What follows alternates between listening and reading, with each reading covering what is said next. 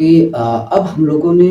मोर concept को चालू किया हो। जैसा कि हम लोगों ने मोर कॉन्सेप्ट के 3 लेक्चर हम लोगों ने पढ़ चुका है और ऐसे जैसे कि हमने सॉल्यूशन पढ़ा रखा हूँ, तो सॉल्यूशन का मैंने आपको 20 लेक्चर दिया हूँ और 20 लेक्चर्स में जितने भी टाइप के आपके क्वेश्चन, कॉन्सेप्ट था, वो हर एक तरीका आपको बताया हूँ, हर एक रूल बताया हूँ और जिस भी बच्चे ने इन सब चीज़ों को सीखा और उम्मीद करता हूँ उससे भी किसी भी तरह का क्वेश्चन नहीं फँसता होगा। चाहे वो मेंस का हो, चाहे वो नीट का हो, चाहे वो जेईई का हो, चाहे कहीं का भी क्वेश्चन हो, उससे फँसेगा नहीं, की गारंटी के साथ कह रहा हूँ, ठीक। जैसा कि बच्चे अभी मॉक टेस्ट कुछ टाइम पे देंगे,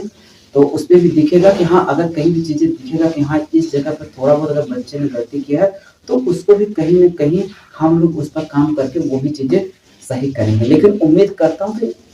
कम ही नहीं हुआ है, मतलब इतना पढ़ा दिया, मतलब सॉल्यूशन के 20 लेक्चर कम नहीं होते, बहुत होते हैं 20 लेक्चर, ठीक। तो इसी तरीके से मूल कॉन्सेप्ट को भी हम लोगों ने समझा है कि ज़्यादा से ज़्यादा लेक्चर आपको दे सके और इतना बेसिक से तरीके से दे सके, ताकि कमज़ोर से कमज़ोर लड़का भी हर एक चीज़ को बहुत ही अच्छी तरीके से सीख पाए और उससे अगर किसी भी तरह का कोई भी क्वेश्चन आता है, तो वो आसानी से क्वेश्चन को सॉल्व कर सके, ठीक। मेरा हमेशा से यही टारगेट रहता है कि अगर बच्चे के सामने किसी भी तरह का अगर उस टॉपिक्स के रिगार्डिंग क्वेश्चन आता है, तो उससे छूटना नहीं चाहिए। मैं ये नहीं सुनना चाहता कि हाँ, वो बच्चा कह दे कि सर हमने ये